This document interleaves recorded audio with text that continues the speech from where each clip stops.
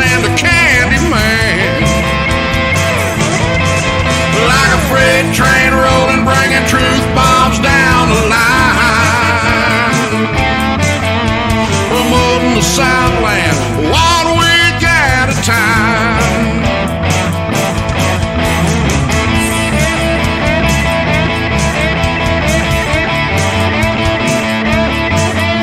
Promoting the Southland 1 week at a time. SCV chat starts now.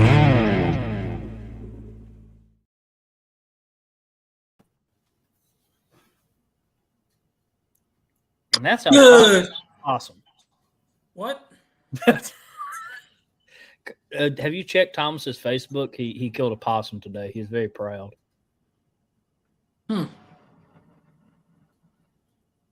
Anyway, good Monday evening at 7:00 p.m. Confederate Standard Time. Hope everybody is having a great start to their week. Before we get started, as usual, the views and opinions expressed on this program are not necessarily those of the SCV, its GEC, any division, brigades, camps, or other subsidiaries. Strictly those of us that are expressing them.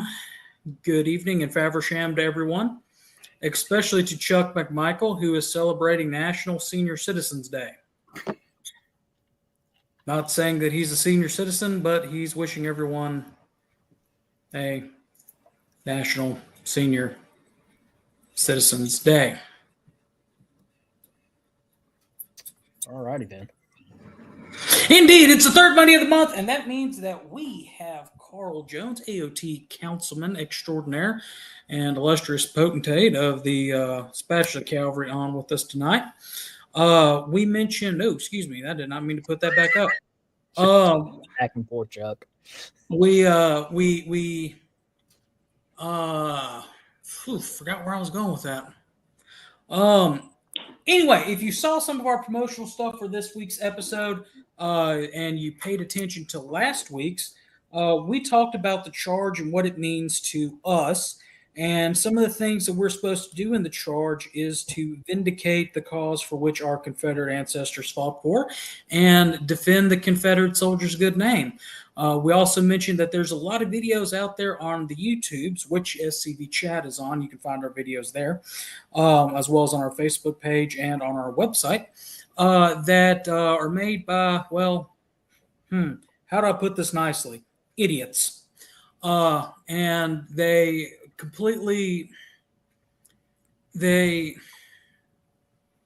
trying to steal Carl's thunder. They lie. They lie about our ancestors, lie about the things that our ancestors fought for and stood for. And part of our thing here at SCV Chat is reclaiming the narrative. So a couple of times, and maybe more than that, given the number of videos that are out there, we're going to be correcting the myths and lies that are and slanders that are out there. So we're starting that this evening. Before we get started, good afternoon, Carl. How are you? I'm good, buddy. How are y'all? Can't complain. Hungry, but what else is new? I ate before the show tonight. First time for everything. Smart. I wish I had those sandwiches that bear took from us. But you ready to get into it, or we don't have a trivia question tonight because we're trying to get this hot and heavy and semi-seriously. So Moose, why don't you go ahead and do the little bit of housekeeping that you need to do before we get started? All right. So I will be mostly behind the scenes tonight, making sure that we abide by the Copyright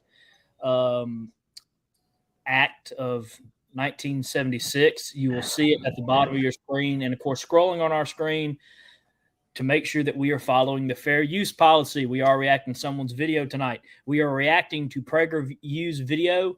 Was the Civil War about slavery. You can follow and look at their original content and the link in the description. We do have to say you should go support them, but we will let tonight help you make that decision. So without further ado, let me put this up for a quick couple seconds and we will get started. Well, maybe not support, but go watch. Yeah, that's a much better way to say that. Yeah. Copyright 19 allowance of fair use for purposes such as criticism. Okay. Comment. Okay. News reporting. Okay. Teaching. Okay. Scholarship and research. So we hit a lot of those check marks. Fair use is permitted by copyright statute that might otherwise be infringing. Nonprofit, educational, or personal use tips the balance in the favor for fair use. No copyright infringement intended. All rights belong to their respective owners.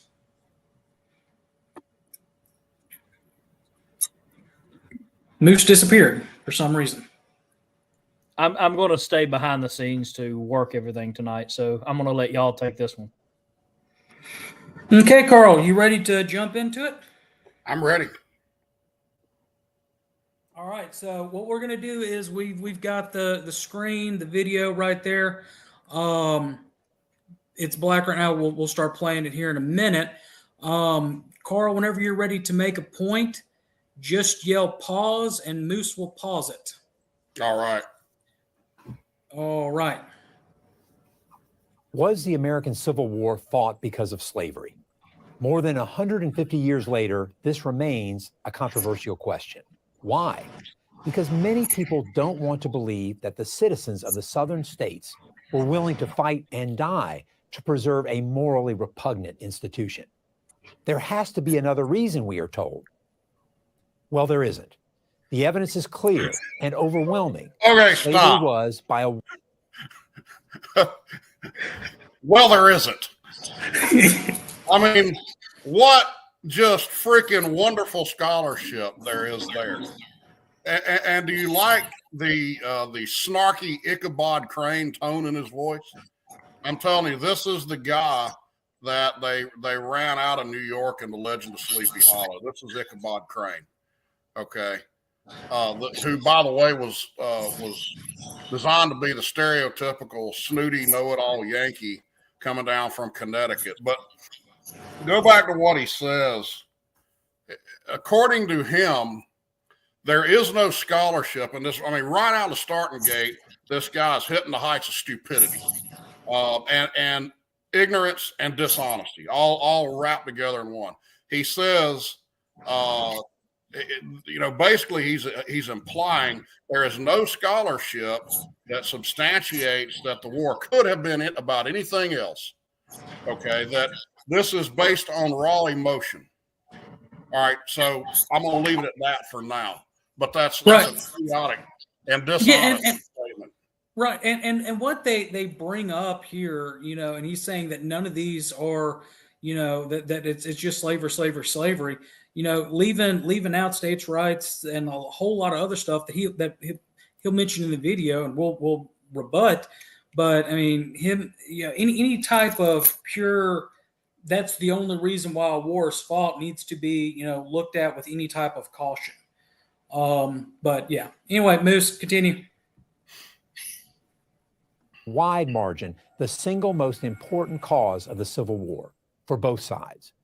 Before the presidential election of 1860, a South Carolina newspaper warned that the issue before the country was the extinction of slavery and called on all who were not prepared to surrender the institution to act.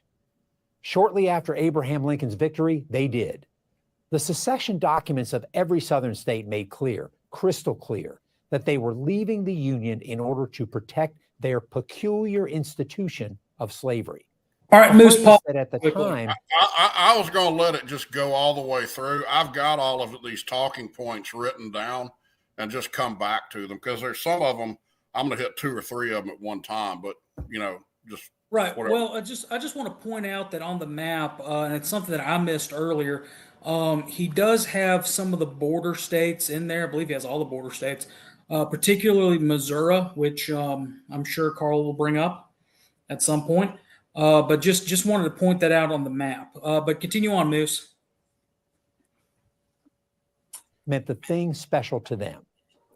The vote to secede was 169-0 in South Carolina, 166-7 in Texas, 84-15 in Mississippi. In no Southern state was the vote close.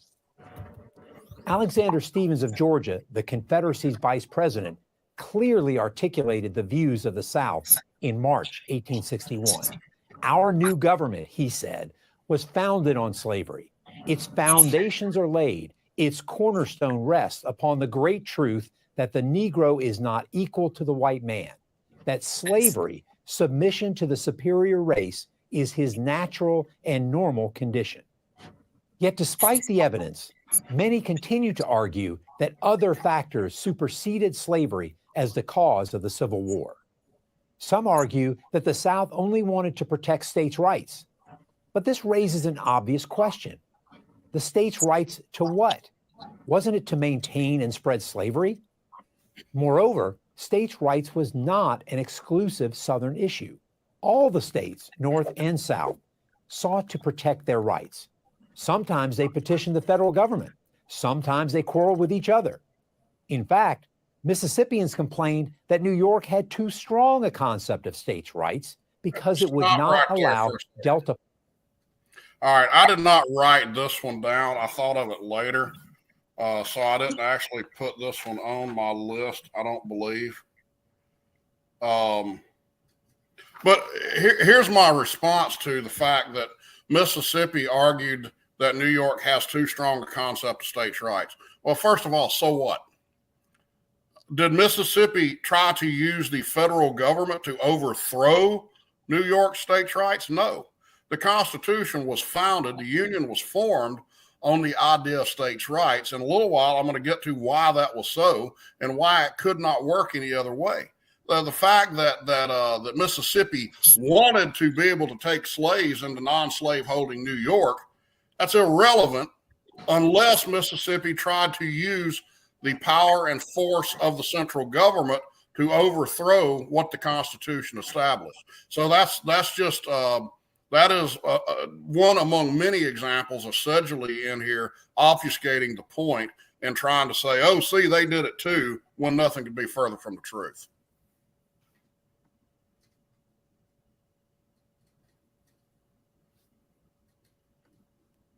Go ahead, Moose. The planters to bring their slaves to Manhattan. The South was preoccupied with states' rights because it was preoccupied first and foremost with retaining slavery. Some argue that the cause of the war was economic. The North was industrial and the South agrarian. And so the two lived in such economically different societies that they could no longer stay together. Not true. In the middle of the 19th century, both North and South were agrarian societies. In fact, the North produced far more food crops than did the South. But Northern farmers had to pay their farmhands, who were free to come and go as they pleased, while Southern plantation owners exploited slaves over whom they had total control. And it wasn't just plantation owners who supported slavery. The slave society was embraced by all classes in the South. The rich had multiple motivations for wanting to maintain slavery, but so did the poor, non-slaveholding whites.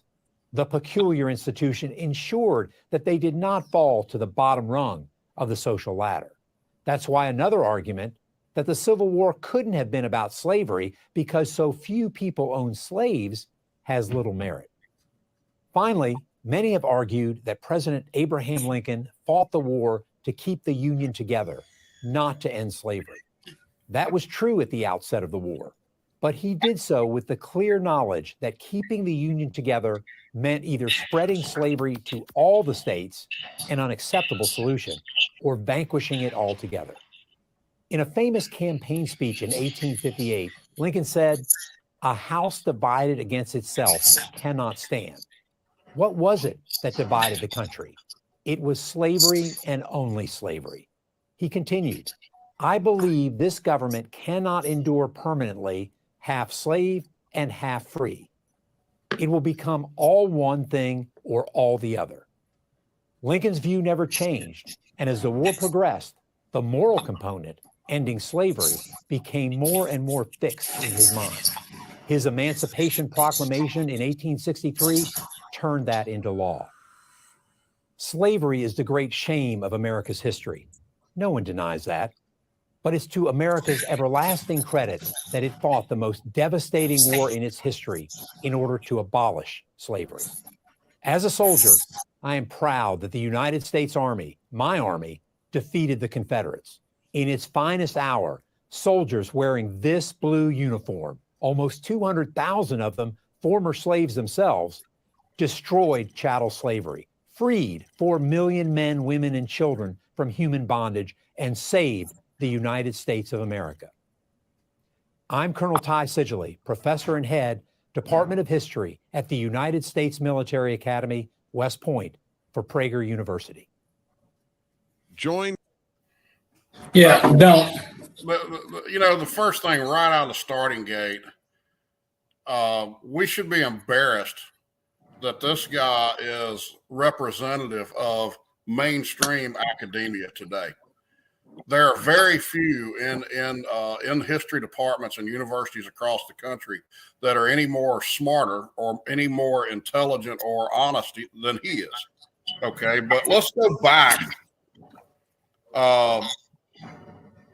The evidence is clear and overwhelming that the war was caused by slavery. And as proof, what does he cite? A Charleston newspaper. A newspaper. One single source. Yeah, when did the media become a source of original intent for anything? I mean, good grief. I've seen reporters that couldn't spell their own name properly. And he says, he maintains it was the cause for both sides. Okay, where is this evidence that the war was caused by slavery? I think he conflates the act of separation, the act of secession on behalf of the certain southern states as itself being an act of war. It is not. Secession is a means of trying to avert war. There had been I'll talk about Stevens' speech, so-called, in a little while, but notice even what Stevens said, that slavery is the immediate cause, or what he was reported to have said. Let me put it that way: the immediate cause. When he, in the vernacular of the 19th century, that would mean that there were other causes. In other words, substitute the word immediate for latest, and you have the intent that Stevens is voicing there. It's the latest cause. There were numerous other things. There were tariffs. There were new states coming into the Union. I mean, they argued with the acceptance of Missouri into the Union as to whether it should be forced to come in as a free state, or whether they should have the right to vote for themselves, whether they came in for slave or free. That wasn't a slavery issue. That was an issue centered around, well, what the North is trying to tell us is that new states coming into the Union will not come in on fair and equal footing with us or the original 13. If you tell them they must do this, they must do that, you're denying them that. So there were numerous causes going back to the day that the ink dried on the Constitution and the Constitution ratified, the Union formed.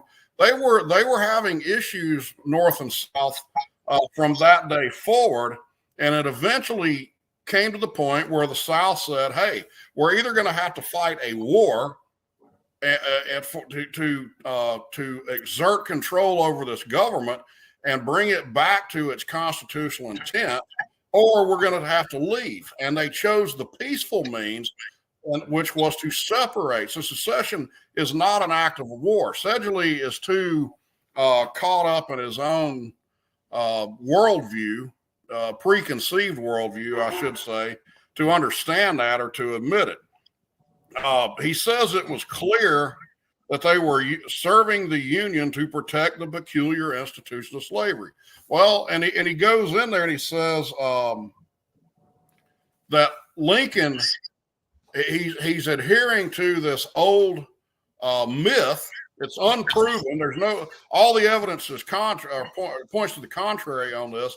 But this he's implying that Lincoln's views evolved over time. That yes, initially in the war it was to save the Union, but his opinions evolved and it became about slavery. There's no proof of that. There's no evidence of that. All of the evidence is contrary to that fact. The North did not invade over slavery. They made this abundantly clear. It was clear in Lincoln's first inaugural address. It was clear from the Corwin Amendment. It was clear from the give me the name of it, the act that was passed in June of 1861, Crittenden-Johnson Act, that was passed. The U.S. Congress said we pursue war to preserve the Union, not to end slavery. So the North would be surprised that both sides went to war over slavery. Yeah, and going back to what you're talking about with the with Lincoln's supposed ideas of him progressing as the war went on, the Emancipation Proclamation was written in September of 1862, and he mentions that in there, and he does the same thing that every modern U.S. history teacher in the public school does. He dumbs it down to, the Emancipation Proclamation freed the slaves. No, it didn't, because the South was its own independent nation. If not, why'd we have to reapply to come back in as states during Reconstruction? But the only thing that it did was free the slaves in the southern states that he had no control over. Meanwhile, Washington, D.C. and other states within the Union, and even then it was in areas of rebellion. Parts of Louisiana and Tennessee, where the federal armies had already conquered, the Emancipation Proclamation did not affect them. Well, let's back up from there. In his opening statement, he says, every ordinance of secession made clear that they were leaving the Union to protect the peculiar institution of slavery. That's a bald-faced lie. Most of them do not say that at all. To my recollection, of 13 states that issued ordinances of secession, 5 of them mentioned slavery. Okay. You mentioned Missouri earlier. Let me read to you real quickly what Missouri said in her ordinance of secession. Whereas the government of the United States, in the possession and under the control of a sectional party, has wantonly violated the compact originally made between said government and the state of Missouri by invading with hostile armies the soil of the state, attacking and making prisoners the militia while legally assembled under the state laws, forcibly occupying the state capital, and attempting through the instrumentality of domestic traitors to usurp the state government, seizing and destroying private property, and murdering with fiendish malignity peaceable citizens, men, women, and children, together with other acts of atrocity indicating a deep-settled hostility towards the people of Missouri and their institutions. And whereas the present administration of the government of the United States has utterly ignored the Constitution, subverted the government as constructed and intended by its makers, and established a despotic and arbitrary power instead thereof, now therefore being enacted that we secede. I'm going to, cut the chase on that. No, Missouri did not mention slavery. For the record, if you go read most of the state ordinances of secession, the underlying theme is not slavery at all. It is the government neglecting to abide by the Constitution as written and ratified. Even slavery was wrapped up in that issue. South Carolina's first ordinance of secession, or declaration of cause, there were 2. Most people don't know that the second one even exists. But in both of them, they talked about this. In the first ordinance or declaration of causes, South Carolina spent roughly 50% of the document going line by line, explaining the purpose and intent of the Constitution and the relationship of the states to the general government. And they when they get to the part about slavery, the statement in there is, or the message in there is, that with regards to slavery, the general government is violating the Constitution as agreed upon. And if they can do it on this issue, they can do it on any other. When you go focus in on slavery, all you're doing is cherry picking. You're not reading the documents in context, in proper context. And history without context is nonsense. It doesn't make any sense. That's why these boobs can get on here and say stupid stuff, and the average person laps it up because they don't understand the context of the times. And that this entire video is, I mean, there's almost no truthful statements. It falls somewhere between ignorance, obfuscation, and outright lies through the entire 5-minute video. I assume that his name is, in fact, Ty Sedgley. Other than that, everything else he said is nonsense. Well, there was an Abraham Lincoln. Well, unfortunately, yes. He goes on, states' rights meant the right to spread and maintain slavery. That's a bunch of garbage. That is nonsense. Look, 3 times during the war, or leading up to the war, spring of 1861, in Lincoln's inaugural address, he told the states, I have no purpose, either directly or indirectly, to interfere in the institution of slavery in the states where it exists.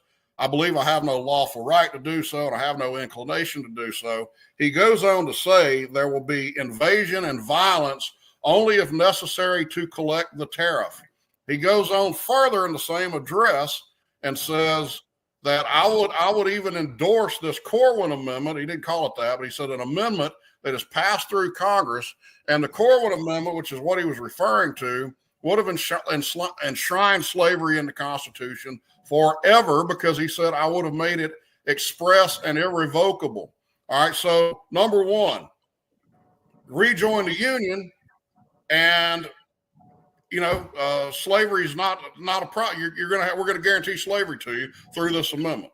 Flash forward to the Emancipation Proclamation. He announced it in the spring of 1862. Now, Sedgley says in there that this was law. It was not law. It was akin to a modern day executive order, which is not to be found in the Constitution. The President of the United States nor the Congress, either one, had the delegated authority to end slavery. How was slavery ended? Through an amendment, because only the states, through the amendment process, could end slavery. So the idea that Lincoln passed this law, well, he's again showing either his ignorance of how the Constitution works, or he's willfully lying, willfully misleading you. But as you said, Lincoln introduced that proclamation in September of 1862. He said of it that he knew it had no basis in law, that it was a war measure, but he gave the South 100 days to rejoin the Union, and the proclamation would no longer apply to them. They would be able to retain their slaves. That's the second time he told them this.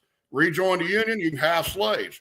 Third time was the Hampton Roads Conference in Virginia in the early part of 1865, just a few months before the war ended. He met with emissaries of the Confederacy, and including Alexander Stephens. Well, one of them was Stephens, that's correct. Who, by the way, he and Lincoln were good friends because they were both former Whigs. And Stephens was he was a Whig. He was a big government guy. Okay, but that's a different topic for a different time. But they met there. Lincoln assured the South that if you rejoin the Union, the 13th Amendment would never pass because you'd have the votes to defeat it. There's no way with the South back in the Union that we're going to get 3/4 ratification, and you can keep slavery for time immemorial.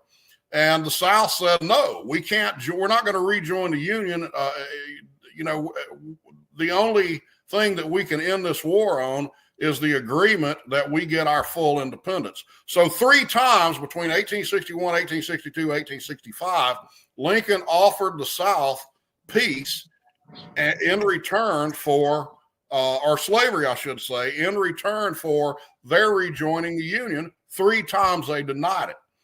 This idea that Lincoln's views on the institution evolved, that's bunk. He was willing to sell the slaves out for money, for the ability to retain Southern taxation. He would have put slavery in the Constitution forever. All right, so that's the first lesson there. The second one is if the South only cared about slavery, why did they turn down all three of Lincoln's offers?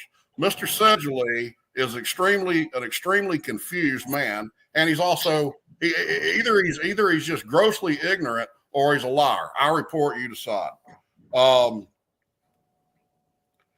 Here's another example of mass obfuscation. He says through somewhere in about the middle of the video that some argue that the sections lived in such economically different societies that they could no longer stay together. Again, he says, not true, you know, that authoritarian voice of his. And that in the middle of the 19th century, both societies were agrarian, and that, in fact, the North produced far more food crops than did the South. But Northerners had to pay their farmhands while the South exploited slaves over whom they had total control. All right, there's a lot wrong in this statement. There's a lot of stuff that is intentionally left out. Some would not argue that the sections lived in economically different societies. They lived in economically different societies. All right.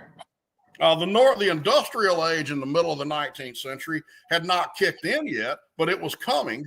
But going back to the original date of 1787, and even before that, the two sections were economically different in that the North was mercantilist. They weren't industrial yet because industrialization had not started, but they were mercantilist where the South was agrarian.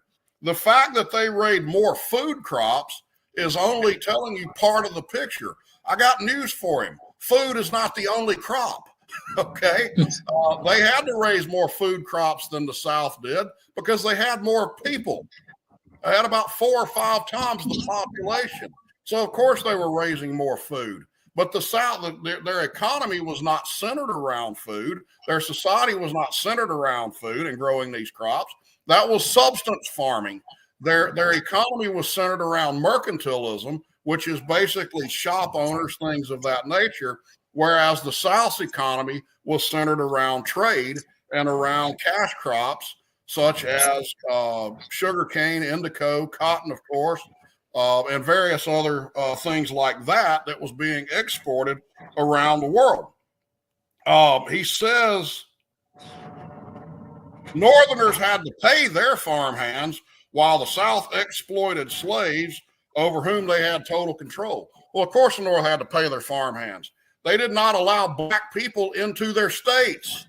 They had realized that slavery was not financially stable in the North. It was not profitable in the North because the climate was not conducive to an agrarian-based society. He's trying to take the word, he's trying to look at the economic, trying to paint them as the same economically, but what he's also doing is he is avoiding the cultural distinctions, and those are more important. Yankeeism comes out of, as I've explained on here more times than y'all probably want to hear, but it comes out of New England Puritanism, and it is a very collectivist-based mentality. Centered around the idea of liberty, for example, is a collective. It's not an individual thing in Yankee society to this day, but even back then, even 400 years ago, before they even got here. All right. In the South, liberty is an individual right. So there were cultural differences in addition to economic differences, and that was the real issue. So here's the problem. With what he's trying to say. The Union was formed on the basis that they knew of these cultural distinctions between the deep North, the Middle Atlantic, and the Southern states. Everybody recognized at that time the cultural differences. George Mason said it in the Virginia Ratifying Convention that one central government would never be sufficient to the governance of people so different in their manners, habits, and customs. They knew this. That is why they created a federal government with power delegated by the states to the general government, And outside of those 18 delegated powers, each state had the right to govern its own affairs according to its own constitution, which was formed in accordance with its own culture. That was the only way the Union could work. And I'll stop there because I've been going on. I got more, but I'll let you cut in and. No. Keep going. All right. So culture is central to the entire issue here. The South knew that by Lincoln and the radical Republicans trying to force this one-size-fits-all government on the issue or on the entire country, that it was going to, number one, it was going to neutralize or negate or lessen at least their representation in their own government. That's why the North did not want slavery spreading to the West. They wanted to gain those states for, as Lincoln said, free white labor in an effort to choke off the South and keep them confined to this one area. He didn't care if they kept slavery there. He didn't want it spreading west because he was trying to create states that would be loyal to and supportive of his party, the Republican Party. But it was always a cultural thing. The South knew that they could not be governed in a government that was dominated by Yankee culture. Guess what? The number one problem in America today is that we are governed by that one thing. That's why, you know, you see people like us, we have no voice in our own government. You know, the government at any level comes in and does whatever it wants to do. We have no representation there. You know why? Because we're not Yankees. We're not leftists. It caters to this leftist mentality on large scale. All right. If we were following the Constitution, that would be impossible because Alabama would be governed by a government that reflected Alabamian culture. The same in Mississippi, same in Texas, same in Idaho, and various, anywhere else. That's how the Union was formed. So Sedgley is missing all of that. He's missing the one-size-fits-all government trying to ram that down the throat of the South, using slavery as an excuse for the war. Slavery was nothing more than a euphemism for power when Northern politicians talked about the institution. I don't know the details on this. I'd have to look into it more, but Brian McClanahan, I've heard him say on a few occasions now that Lincoln's plan for slavery would have actually allowed it to last up into the early years of the 20th century. So this idea that he was some, altruistic humanitarian, it's bunk. There is no proof for that. Many people argue that Lincoln fought the war to hold the Union together, not to end slavery, and says this was true at the beginning of the war, but he did so with the clear knowledge that keeping the Union together meant either spreading slavery to all the states, an unacceptable solution, or vanquishing it altogether. And then he cites Lincoln's 1858 House Divided speech and says Lincoln's view never changed.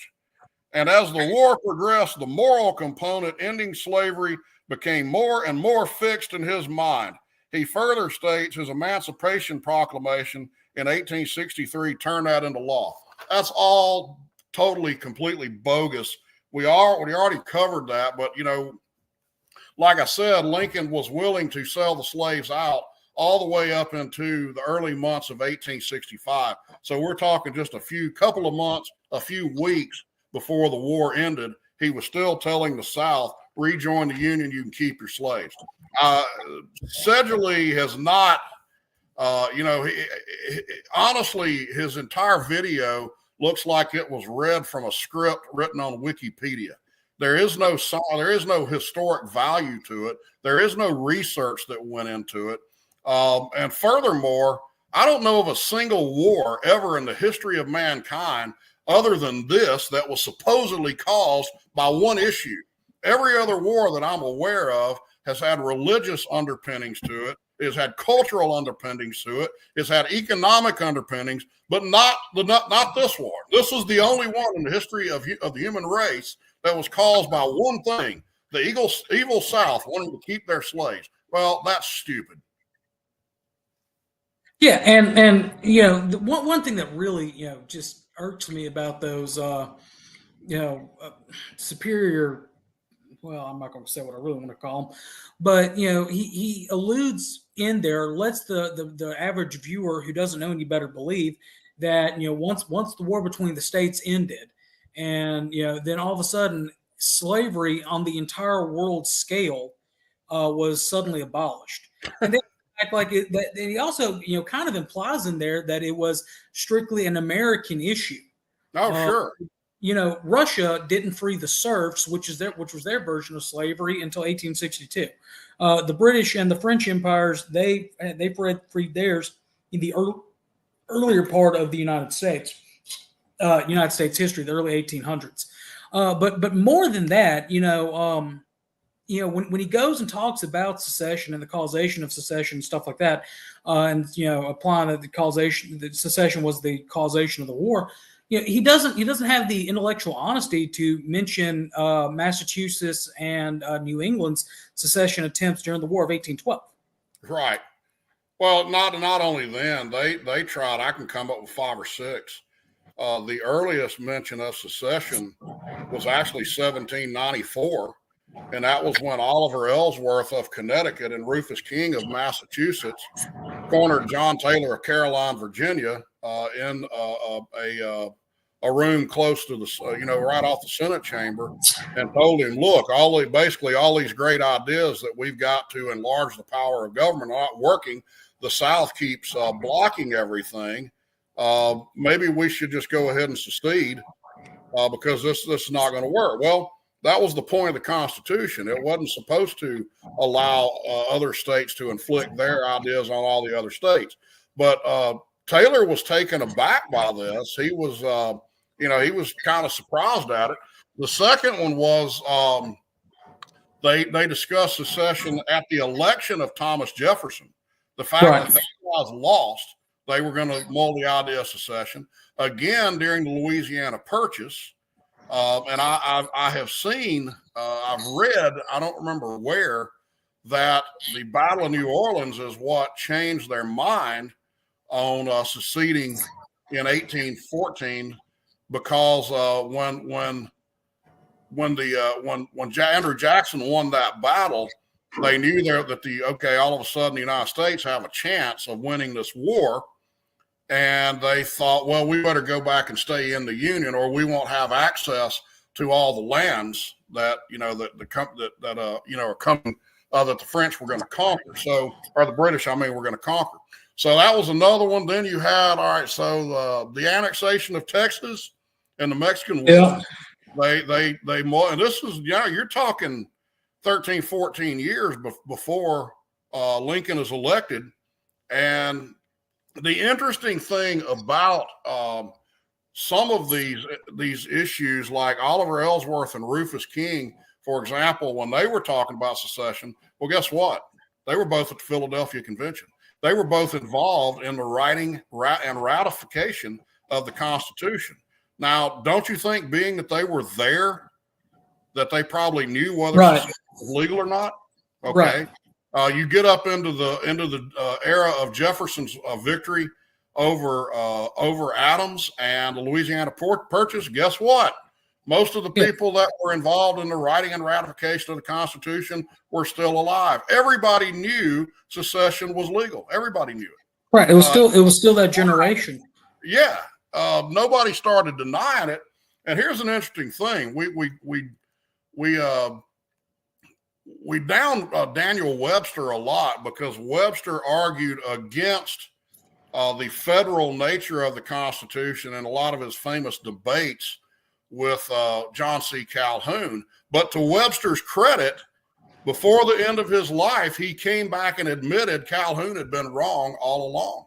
And a lot of the stuff had been right all along. That's correct. And a lot of the stuff that Lincoln believed came out of Webster's arguments before he saw the light, and some of that had been handed down. I tell you right now, Lincoln did not know the Constitution very well. Apparently, attorneys in that time did not understand it any better than attorneys do today, because they even, I think, even by then, they had begun determining constitutionality on court precedent rather than on original intent. Right. One last thing before we take a small commercial break that really just infuriates me about this entire video is he lays the entire institution of slavery at the South's feet. Sure. He doesn't have the intellectual honesty to go in and say, okay, well, Massachusetts, Philadelphia, all the original 13 colonies, had the institution of slavery. When it was realized that slavery did not work in the North, they didn't, free them and send them back to Africa or whatever. They sold them down south. That's right. It was the immoral triangle, I believe is what it's called. The fact that slaves were picked up from Africa, sailed up north, sold down south, and then the same boats were loaded with goods from the south, back to the transatlantic triangle. The North had just as much to do with the institution on this on the American soil, on the American continent, than the South did. And the full blame should not be solely at the South's feet. But Moose, come on, Moosey. Hello there. All right, take us to a quick commercial. We'll be right back. I've got to run and visit the room next door really quickly. All right. Well, we want to thank the Kennedy twins for sponsoring tonight's Pop Tart break with their newest book, Jefferson Davis, High Road to Emancipation and Constitutional Government. Jefferson Davis, High Road to Emancipation and Constitutional Government is about how Jefferson Davis was a leader in the high road to emancipation. He looked for a day which slaves would be prepared to live and participate in society. He did more, though, than advocate for this high road to emancipation. He practiced his beliefs in the ultimate emancipation of Southern slaves. Many of his former slaves left for prosperity and their testimony about their former master, who prepared them to be self-sustaining members of society. You can get the Kennedy twins' newest book, Jefferson Davis, High Road to Emancipation and Constitutional Government, at www.kennedυτwins.com and most online bookstores, including www.scv.org and www.visitbeauvoir.org. We want to thank the Kennedy twins for sponsoring tonight's Pop Tart break, and we will be right back after this Pop Tart break. There is a place nestled in the rolling farmland of southern Middle Tennessee. A home constructed in 1837, nearly lost to the ravages of war. Saved by a servant and a Confederate general. A place where families loved and lost. If walls could talk, what stories could be told?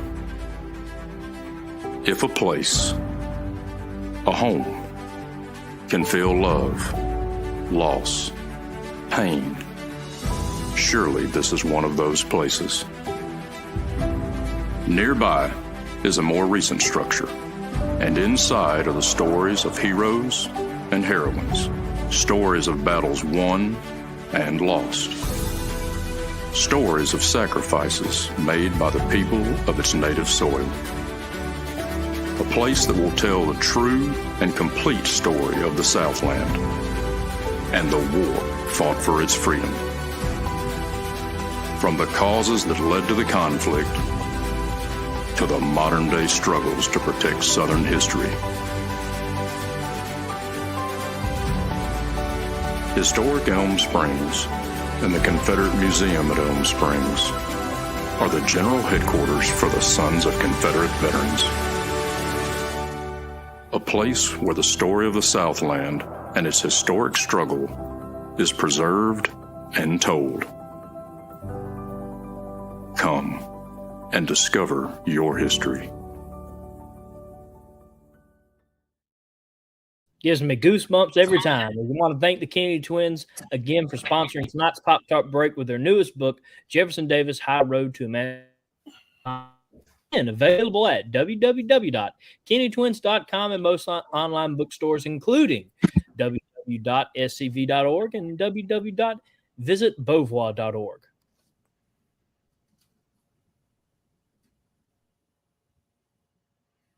Freeze up on me, Carl. Nope. Okay. I'm waiting on you to tell me to go. Are you on your mark? Get set. Get him.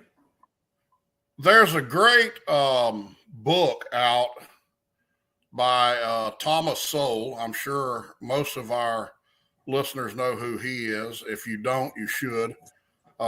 He's a black man. He's an economist. At one time, he was actually a Marxist until he began studying economics and I think became a close friend of Milton Friedman. And he switched over to being a very conservative individual in the true sense of the word, not what we call conservatism today, but he was an actual conservative and a brilliant guy. Like Walter Williams and Milton Friedman, the three of them, one of the things about the three of them that made them so brilliant to me was that they could take very complex subjects and make it where average people like you and me could understand them. We didn't have to have a PhD to know what they were talking about. But Dr. Sowell actually has a book out called Black Rednecks and White Liberals. And in there, he talks about slavery. And if you just want to hear that section of it, you actually go to YouTube and look it up. There are several reaction channels to it where you've got somebody listening to it and reacting it. All of them are shocked to know some of the things that he's saying. The implication that Sedgley sort of pushes here is that the evil South is the only place on the planet, like you kind of said earlier. That's like everybody thinks they've been led to believe that's the origin of slavery, that it's unique to the South and Southern culture. Well, that's completely untrue. In fact, slavery had been around for thousands of years, and it had absolutely nothing to do with race. Nothing. You have Eastern Europeans enslaving other Eastern Europeans. You have Africans and Egyptians and enslaving others of their own people. Portuguese enslaving other Portuguese. Why? Because rather than being a racial issue, it was an issue of the strong preying upon the weak. Simple as that. The African slave trade, prior to when it started, 2,000 years earlier, you could not have brought slaves to European countries or to North America, even though we weren't here yet. You couldn't have brought them here if you wanted to. The technology did not exist to be able to go to Africa and pick them up and then transport them across the Atlantic into North America. But yet slavery was still going on. When you get up into the era in the early mid 1600s, when slaves were first being brought to North America, you didn't have white slavers going into the interior of sub-Saharan Africa and capturing these slaves. They could not do that because their immunities would not allow them to. Their life expectancy would decline. The average life expectancy of a European man who went into sub-Saharan Africa would be about 1 year because he would catch some illness and die. And actually the death toll on the slave ships was as high among the crew as it was among the slaves themselves. These are not my words. I'm giving you an overview of what Dr. Sowell uncovered in his research. So this idea that slavery originated with evil Southern white people is bunk. Right. I mean, every tribe and society, all the way back to the biblical times, had slavery. The Romans, they whenever they would conquer somebody, they had slavery. When Columbus arrived here on this continent, or Leif Erikson, whichever came first, there were Native Americans who had enslaved other tribes of Native Americans. It's what happened. You defeated a people, you subjugated. That sounds familiar, doesn't it? You subjugated a people to your will. Sure. And as much as Sedgley would like to say that there was no economic factor to the war, that it was all about slavery, which again is just, I mean, that is so elementary. It's such a sophomoric view that it's just borderline moronic to say, to even imply such a thing. But as much as he wants to say there was no economic component to it, if any of you want to read a good book on the economics by a guy named Jeffrey Rogers Hummel, who I believe, if memory serves, was actually a student of Walter Williams at one point. And for those that don't know, Walter Williams is the one who wrote the foreword to Thomas D. Lorenzo's book, The Real Lincoln. But Jeffrey Rogers Hummel wrote a book called Emancipating Slaves, Enslaving Free Men. He doesn't pull any punches. He's hard on the North and South alike. He's hard on the issue of slavery, but he's hard, but he's fair, I think. He's objective. And nothing could be truer than the way what his final conclusion on the outcome of Lincoln's War is, where he states in there, Lincoln's victory did not end slavery. Rather, what it did was to transfer the ownership of slaves from the plantation to the government and then expand the plantation to include us all. Mm-hmm.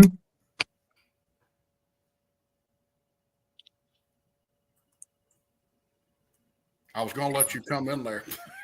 Well, I know, but I mean, it's hard to. I mean, you're absolutely right. That's what I was getting at with the whole, you defeat somebody and then subjugate them. Kind of thing. And you elaborate, or you actually said what I was meaning to say with that last bit. One little thing that I threw up a second ago is it's estimated that in 2021, 49.6 million people were still living in modern day slavery. Yeah, I'm not surprised. But yet Lincoln, the great emancipator, which we're not praising the institution by any means whatsoever. Oh, absolutely not.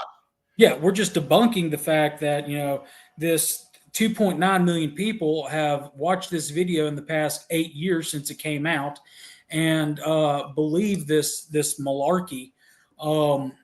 If they don't go and do their own independent research or watch a video like this. I digress. It's still an issue that has plagued us since the beginning of time, and it's still an issue that plagues us now. So, yeah. Yeah, and Ron Kennedy mentions in the comments the book Time on the Cross. I've got to read that book. Brian talked about it in a great episode of his podcast, Brian McClanahan. You can look him up, it's BRION McClanahan on YouTube. I try to watch every podcast he does, but he mentioned that book and Roll Jordan Roll by Eugene Genovese. And both of these books were written by people from the left. Genovese was at one time a Marxist. And actually, the more he studied the Southern tradition, he wound up becoming a Jeffersonian before all was said and done. But Time on the Cross and Roll Jordan Roll, I have read most of Roll Jordan Roll. And Time on the Cross, Brian says, is also an excellent book. And what they do is they just go in there and they report the facts. And they caught a lot of flack for these books. There was one instance Brian mentioned where the Time on the Cross authors, I can't remember their names, but they were on the Merv Griffin show. And he was trying, well, how can you say this and how can you say that? They said, well, very simple, because that's what the data shows. That's what our research uncovered. We're not out here trying to prove some preconceived idea that we had. When we got into the data and into the facts, this is what we concluded. And, you like it or not, but this is the way it was. So, yeah, if you want to know more about slavery, and, and as an organization, I've said for years, I don't think we need to run from the issue. We need to tell it, but we need to tell it honestly, which the other side of, does not do.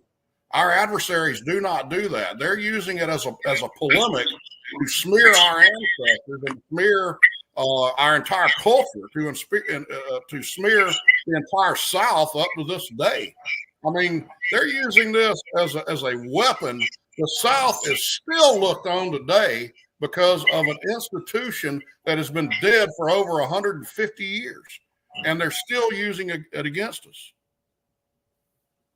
Yeah, and just like we talked about last week with the charge, we're to vindicate the cause for which our Confederate ancestors fought. Prageru, when they released this video and let Ichabod Crane get up there and talk, they began they're the aggressors this time. They're the ones who have fired the first shot. Only thing we're doing is our duty.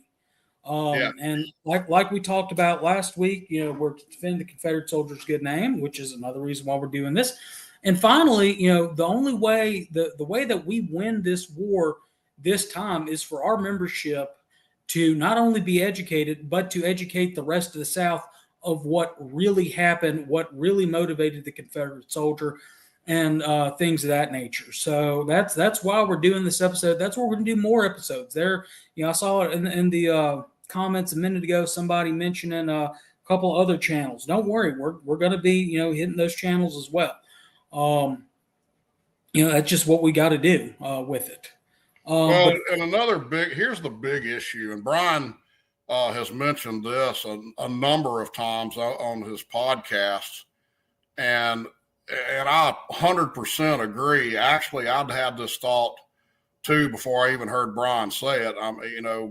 Because it's kind of obvious, really. But you have these so-called conservative entities out there like Prageru and Hillsdale and other pseudo historians like David Barton and some of these guys, and they're out there smearing the South and holding Lincoln up as some icon of conservatism. Lincoln was a leftist. He was not a social leftist. He was not a liberal in the way that we think of the term today, meaning he did not go along with liberal social programs. But when it came to economics and his view of government, he was very much a leftist. He believed in a strong central government and a strong regulatory apparatus and corporate government or private public partnerships, which in the 20th century Benito Mussolini would call fascism. All this stuff, protectionism for favored entities. So that was what Lincoln favored. When you go out there and you try to elevate him to this status as conservative hero, and then simultaneously you're bashing the Jeffersonian South, what you're really doing is you're undermining true conservatism. You're shooting down your own arguments. It's almost like a version of Stockholm syndrome, on the part of some of these so-called conservative entities. What conservatism is morphed into is a Hamiltonian, Lincolnian, ultra-nationalist, centralized government apparatus. In other words, there's nothing conservative about it except on a handful of social issues. It's worthless in the modern day.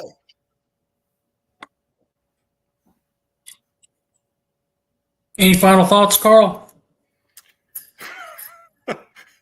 That's it. I'm sure I could say more, but I won't. We'll save it for another time. Moose, you got anything? Nothing. Okay, Moose. I was going to say I definitely wanted Carl to take tonight, you and GCB. I enjoy these episodes where I myself can sit back and learn, and I'm extremely happy that we're going to start doing these video series. It's something that's been on our mind probably since even season 1. We've been wanting to do this, and so we're looking forward to it. I'm ready to dive in at some point, but I guess the only thing left to say is to remember to tune in to look around the Confederation. This week we will have the Army of Northern Virginia commander and councilman on. They will be talking on, of course, the Army of Northern Virginia. So make sure to tune into that. Make sure to share this episode out. We need this episode to be shared a lot. We need to educate people. A lot of our own crowd already knows this. And while it's good to educate ourselves, how about we educate everybody else at the same time? So share this out. Right. And last week, guys, I'll put it like this. I checked the video statistics from last week, And our little video on the charge reached over 2,000 people. That's just on something that we all hold dear and what we know about our own organization. Imagine now there have been, and like I said, in the past 8 years that this video has been up, 2.9 million people have seen that video from Prageru. 2.9 million. We've got a lot of ground to catch up on if we're wanting to right the wrongs from this video. So share. Make sure you share this with the members of your camps, with your brigades, with your divisions, your other subsidiaries. Share it out, share it alike. Make sure that. Also, Moose talked about Look Around the Confederation on Thursday, but don't forget about our other shows like Look Around Southwest Florida with Sean McFall. I believe that's tomorrow night. And the Douglas Southall Freeman chat that's on Friday night, Michael C. Hardy's chat, everything like that. So make sure you're watching those. The way we win this battle is by being educated. So let's get educated. Amen. All right, guys. Well, we appreciate everything. We appreciate y'all watching. Until next time on Thursday, remember, in the words of the late, great Harold Philpotts, no Fumar in the elevator. No Fumar in the elevator. Ref Rop. Ref Rop. Rudder Frop.